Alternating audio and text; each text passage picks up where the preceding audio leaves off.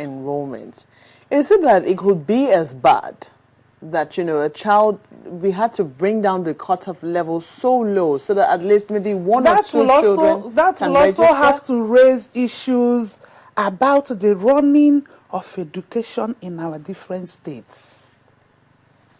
What are we doing at the basic level in our states? Many states don't assess their counterpart fund from UBE. That's why I asked as to whether or not this is not acknowledging the fact that the basic education is in shambles. The basic, especially in some states.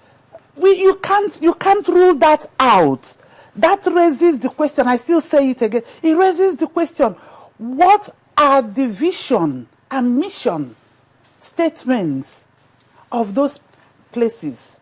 A state where you are supposed to assess a certain amount from federal government every quarter and pay your counterparts, and you've not done that. Or you do it when you like, and you are not interested. In fact, instead of thinking of how to enhance the quality or the quantity that we have, we are setting up this. This is very wrong. This is scandalous. This is to tell the world that we hate ourselves. And we shouldn't cry discrimination when it is done to us outside the country because we have institutionalized it. We should not cry that we are being discriminated against. I still go back. What would you tell a child that comes home to tell you, Mom, Dad, my friend has been given admission. My friend, I did better than my friend, and I'm not getting this school. Why? It's even a very huge problem for parents to be able to explain to their children that they are different, that they are not Nigerians, but they are Nigerians.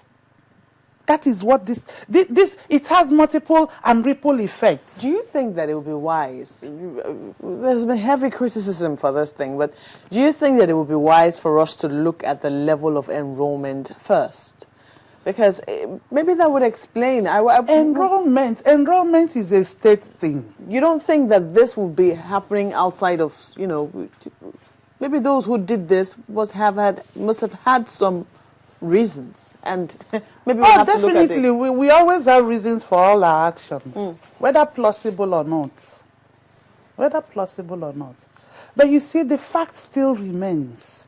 If you have acknowledged that your state is educationally less developed, what are the things you are doing to ensure that your state is no longer educationally less developed? I don't want to mention some states. There are some states that are considered less educationally developed. Children from that state are supposed to score 119. 119. What was going through the mind of the officials that did this? That's what we're trying to get at. What do you think was going through their mind? And what happens to conscience? This takes us to the whole idea of impunity. I've done it, I don't care. You don't care, you are killing a generation of Nigerians. Or do you think that this was done intentionally so as to bring out the scandal in the educational system? No, I don't think so. Maybe it's to raise an uproar. I don't think so. I think it's to ensure that there's inclusiveness, to ensure that children from all over this country are admitted in these schools. But you see, you cannot want your child to be admitted when you have not prepared that child for that admission. You can't. If you want your child, I mean, it is even, to say the least, annoying that a child that has 2 or 4, as the case may be, will be in the same class with a child that had 127 in Queen's College, for instance, or King's College, how will that child cope? So this is even doing more harm to the child. Doing more harm to the child and further putting the teachers in very awkward position. Because, you know, with this, 4 is easy to get by. And assuming 20 of them had that 4, and 20 of them are girls, and you bring them to, because, I mean, Queen's College, you bring them to Queen's College, how are they going to cope with the subjects? How are they going to cope when it's time to write WAEC? How will they cope when it's time for JAMB? But then again, we'll see the scores go down again. It will go down again, and we'll be talking and running our mouths on the teachers, that the teachers are not teaching well. You can't break the child's head and put the knowledge inside. This might sound really absurd, but should some sections of the country stop schooling so that the other sections can catch up? No, they can't stop. They can't stop.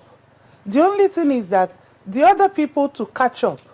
In fact, this started in the 70s, and this quota system is over 40 years. Why have we not been able to put up infrastructures and put up things that will bring the less developed states to be developed? And these same states get federal allocation every month, like every other state. There are local governments there, because we are talking of primary school. What do they do with their money? The money you are supposed to use to develop your education, to make sure that you bring up, you employ the best teachers. You know, there are states in this country where, as a Nigerian, you are employed as a contract staff. Wow. Yes. The state government employs you as a contract staff to teach. And if you are interested in your state catching up with the states that are supposedly well developed, is it not for you to sit down and find out what are they doing in those states that is giving them this edge? Healthy competition. You go and learn from them. Take it back to your state and ensure that all those things are replicated, so that over the years you become what you ought to be. Give us your recommendation. How do we specifically address this situation such that this one does not occur again? Governors should be honest about education in their states. Buildings do not make education. And that's what they focused on, a host of Buildings do not make education. What about the quality of teachers you have? What about instructional materials? Even if you have the teachers, do they have materials to teach with? It is not enough for you to give the children free textbooks, maths and English. That is not the only subject they do. It's not enough. Even the billions that have been spent by UBE procuring textbooks. You go to most states, those books are, some are in the stores, some are in the open market, and are supposed to be distributed free. It's a very big problem. It is a big problem, and until we tell ourselves the truth, we are not going to get out of it.